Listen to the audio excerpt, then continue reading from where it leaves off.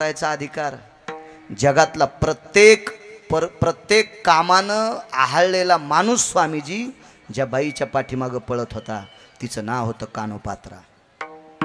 असे नराधम स्वामीजी तिच्या मागे लागले होते म्हणून ती जंगलात राहिली होती।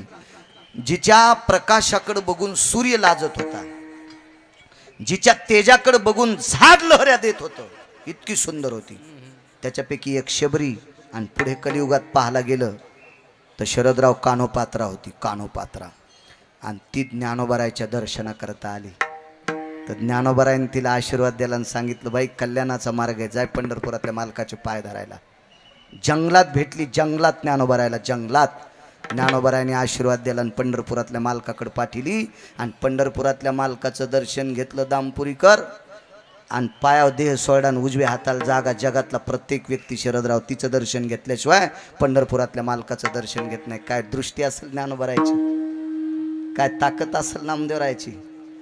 नामदेवरायला उत्तर भारतातला चारुकीर्ती नावाचा प्रधान होता। बापू तीर्थावळीमध्ये अभंग आले, चारुकीर्ती नावाचा प्रधान एका मुसलमान राजाचा प्रधान होता। नामदेवरायनं ज्या वेळेला कापलेली गाय जिवंत केली, ते पाण्याचा एक प्रसंग, ज्ञानोबारायने पाणी बाहेर काढलं विहिरीतलं आणि कापलेली गाय नामदेवरायनं जिवंत केली। त्यावेळेला उत्तर भारतातला चारुकीर्ती नावाचा प्रधान हिंदू जातीचा होता, हिंदू समाजाचा, हिंदूचा होता। तो मुस्लिमाचा प्रधान होता। आणि राजाला ज्या वेळेला ही कहाणी माहीत झाली त्यावेळेला उत्तर भारतातला मुसलमान राजा नामदेवरायचे तळवे चाटत होता। ताकद कशाची आहे? फक्त राजाईलाच पत्नी मानणारे, जगातल्या प्रत्येक स्त्रीला माय म्हणण्याची ताकद नामदेवरायत होती। म्हणून यांनी काम जिंकला। विठोबा रखुमाई,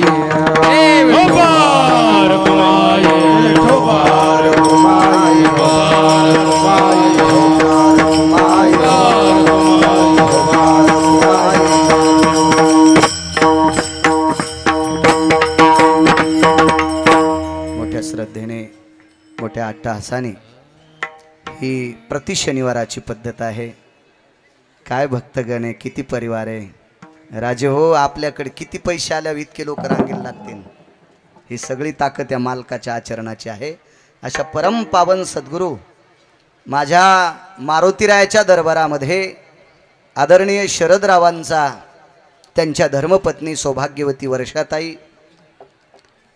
वर्षाताईंचे वडील दिगंबरराव भिशे, शरदरावांचे वडील आदरणीय वसंतरावजी पवार, हे दोन्ही पुण्यवान दिगंबरराव आणि वसंतराव। दिगंबररावाला एक सात्विक कन्या जन्माला आली आणि वसंतरावाला एक सात्विक पुत्र जन्माला।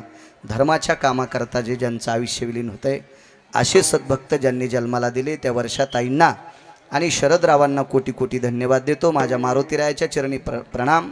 ज्या मारुतीरायाच्या दरबारामध्ये 7.5 लाख रुपयाचा विद्युत रोशनीसाठी, दिव्यासाठी जनरेटर चांगल्या क्वालिटीचं, आदरणीय आमचे मठाधिपती स्वामी म्हणाले, शिवेंद्र स्वामी म्हणाले, शरदराव तुम्हाला जेवढं जवकत आहे तेवढंच द्या।